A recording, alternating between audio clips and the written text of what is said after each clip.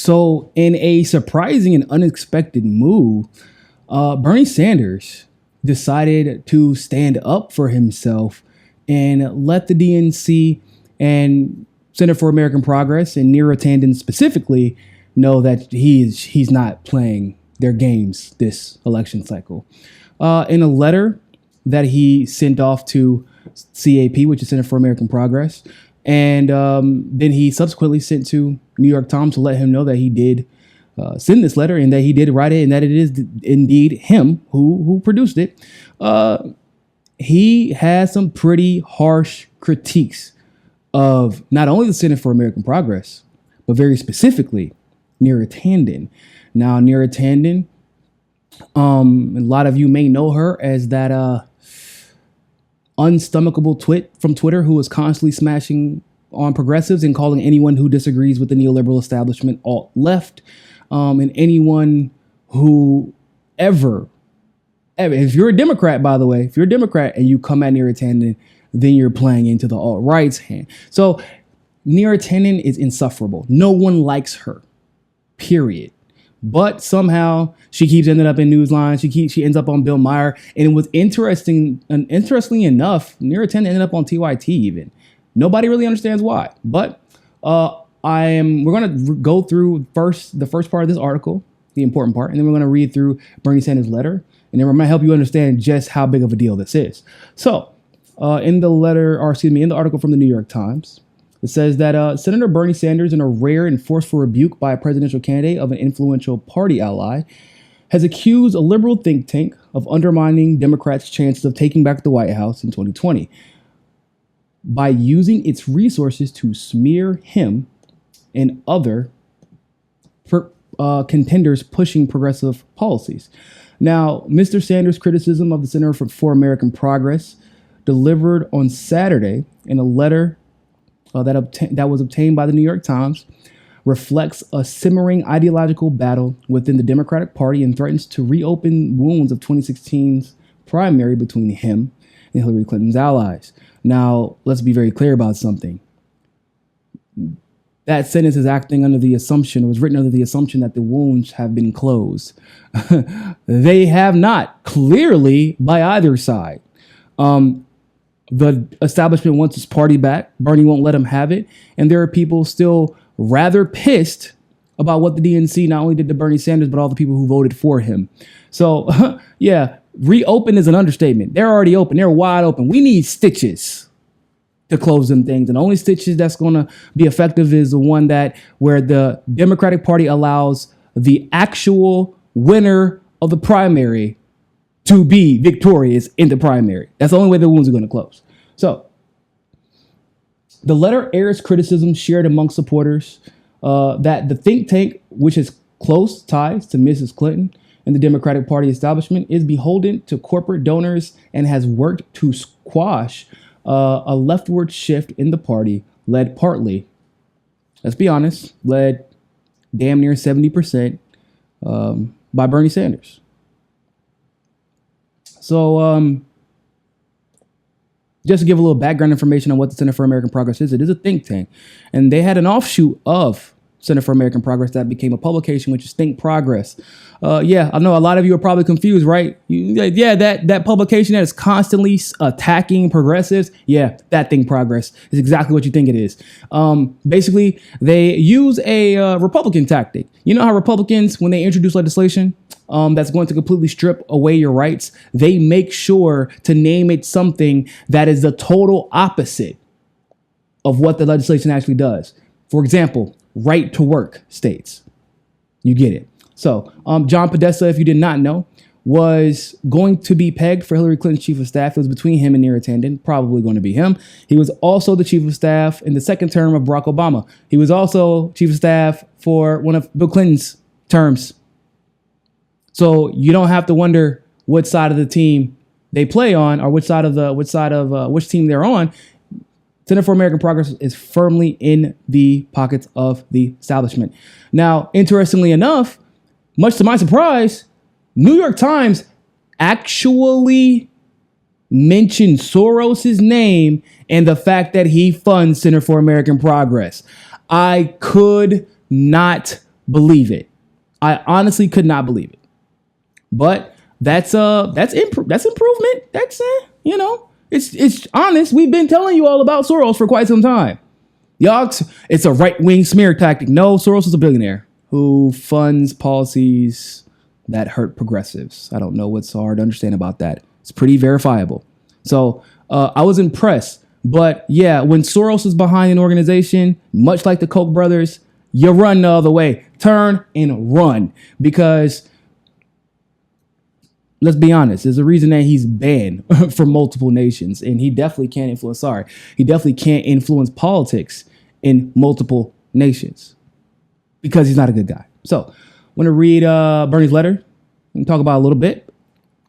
Dear members of the Board of Center for American Progress and the CAP Action Fund, I write to express my deep concern and disappointment with the destructive role that the Center for American Progress and its affiliated Action Fund arm are playing in the critical mission to defeat Donald Trump. First of all, you see how he played him off the rip. He's like, oh, I thought y'all were concerned about beating Donald Trump. Well, I'm going to write this letter to let you know how concerned I am with you hindering that mission. Good job, Bernie. Last week, you published an article on Think Progress, which is what I was just referring to, talking to you about, the publication that is a spinoff of CAP, criticizing me for my appearance and for the income that I earned from writing a book. Then a day later, you published a video that dishonestly attacked me for hypocrisy in my effort to address income inequality in America. A video that was excitedly discussed on many conservative websites. And I was funny that he put that because I was actually going to bring up that point. Isn't it interesting how they hate? They supposedly hate right wing. They hate right wing attacks and everything. Remember, every critique of Hillary Clinton was a right wing smear tactic. And yet they are literally using the argument that Fox News makes against Bernie Sanders. Because he's a millionaire, you can't fight millionaires. No, if you're a millionaire and you still have the conviction to still say we need to tax millionaires fairly, that usually boosts your profile in people's minds. It doesn't hurt it. People are like, oh, wow, he's willing to not be a hypocrite. So even when he's a millionaire, he expects the same thing out of himself as he does the people that were millionaires before him.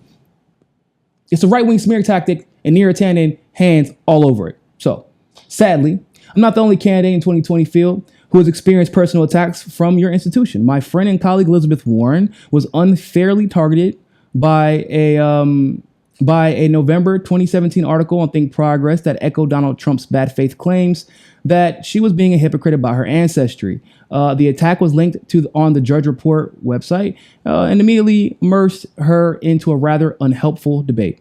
Again, in 2018, you publish an article stating that she was hurting the Native American people. To be honest with you, she kind of did belittle the Native American struggle, if we're being honest.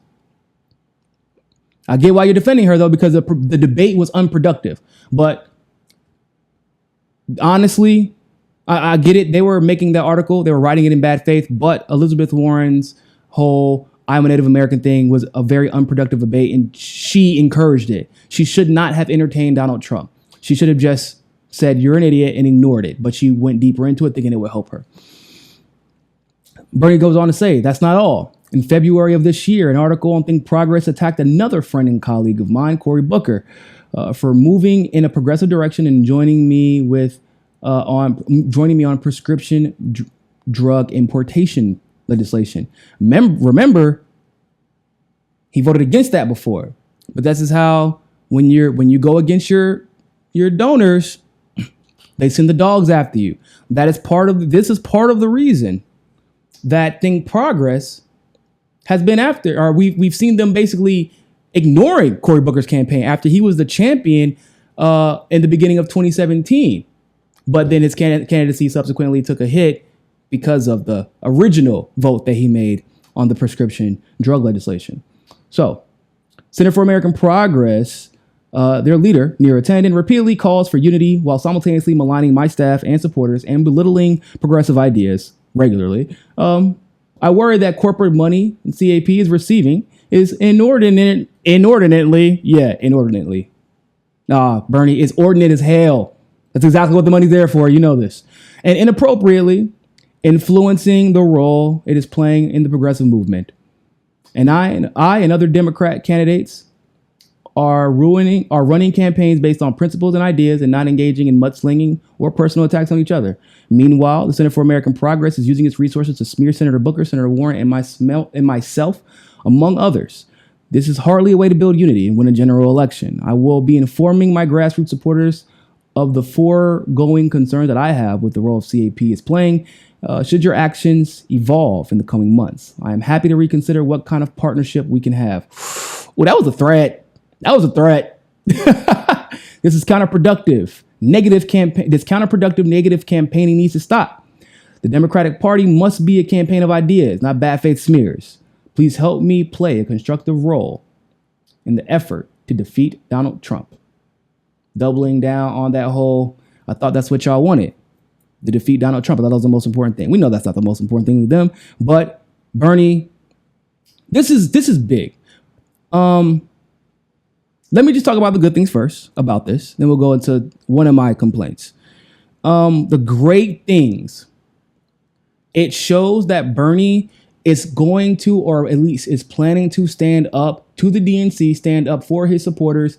And he even strategically placed people like Cory Booker and Elizabeth Warren in his letter, saying that, wow, you're not only attacking me, but basically you don't have any friends if they support any progressive ideas. Even the ones who are kind of on your team still. You still have a problem with them. So you're actually going out to damage the movement as a whole. And it also shows that Neera Tanden, which I'm sure he was already on Bernie's radar, Bernie is not letting Neera Tanden off the hook. So one of the biggest fears that people have had of Bernie, and once again, this is one of the things that he knew he was going to have to live with when he decided to endorse Hillary Clinton. They believe that he was not going to stand up for the people, and nor would he stand up to the Democratic Party. Now, actually, an argument that I made for Bernie at that time, I said it's different this time. He didn't, quote unquote, stand up to him last time because he was positioning himself to be in a better place to challenge them and win this time. And because this is his last rodeo, essentially, it was like no holds bar, all bets were off. If you attack him, he's coming at your neck. I figured that's what was going to happen. And I mean, in as cordial of a way, that Bernie Sanders is known for doing when he's going at someone's neck. He's very respectful when he's calling people out a lot of the times. This is him showing people, look, it's not the same as 2016. I was feeling things out. We had no control. We had no name recognition. They kept saying Hillary was a front runner, and if we said anything, we were going to lose. Things are different now. I'm the front runner, and you're smearing me. So guess what I get to do? All of a sudden, the popular opinion goes the way I say it does. So that's dope. I think it's a great thing that Bernie is standing up for himself and for other people who are trying to push progressive policies. You know how I feel about Warren and Booker. However, a vote, I don't care about what your policy is. If you're voting for progressive policies, boom. That's what I care about. Now, if running for president, different. Would never vote for either of them. However, if Bernie's supporting them because of their consistent support as of late or their votes for progressive policies, I'm okay with that. Now, I do have one small issue with this. Tulsi Gabbard has been regularly attacked by Think Progress and Center for American Progress and all those people. She was attacked by Neera Tanden all of 2017, part of 2018, in various tweets in different ways. And of course, because it wasn't in closer to the campaign season, I honestly think that's the reason why he didn't jump out to defend her, because there was nothing that stood out to him.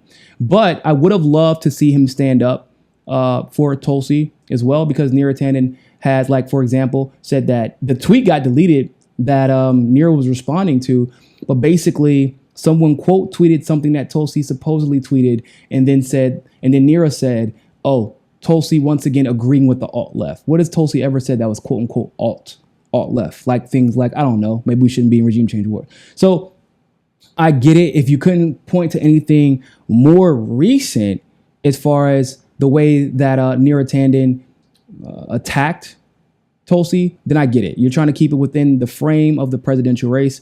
And because they haven't done anything explicit, not that I have seen, to attack Tulsi Gabbard, because you're trying to erase her candidacy completely, If that's why you didn't speak up for her specifically, then I can get that. I understand that. But this does bode well for progressives. This means that Bernie is coming with the gloves off, that he is not playing nice anymore. I mean, he's cordial, but he's not playing their game. In other words, he will not let the DNC and their various think tanks, their various super PACs, try and wage a war against him and think that he's going to take it lying down again, because I don't think he's playing that game this go around. So good stuff, Bernie. Love the letter. Appreciate it. Oh, by the way, this adds some before I go, some drama to the story. For those of you who don't know, his campaign manager was a former editor-in-chief of Think Progress and actually helped usher in its creation. So this is a big deal. There's more drama behind this than meets the eye, and I'm interested to see how this will play out. A lot of people have been worried that perhaps Bernie may go easy on Center for American Progress because his campaign manager is essentially from Center for American Progress. It was close allies with Center for American Progress. But it looks like that's not going to be the case. It looks like this campaign manager, or at least that isn't going to affect Bernie's resolve in winning this nomination, even if that means he has to call out CAP or the DNC, who apparently he's talking to weekly now, according to one of the statements he made in the Fox News town hall. I'm glad. Love it. Keep it up. Keep fighting. Keep pushing back. I'm loving what I'm seeing from both Tulsi and you with calling out the nonsense and the BS of the Democratic Party. Kudos. Thanks for watching that segment of Mikasa Sukasa. Don't forget to join us on Roku and catch our Roku exclusives. Also, help us reach our goal of 500 patrons on Patreon. You can also follow us on Twitter, Facebook, and JustNForm.com. But more than anything else, always remember, find your balance. Peace.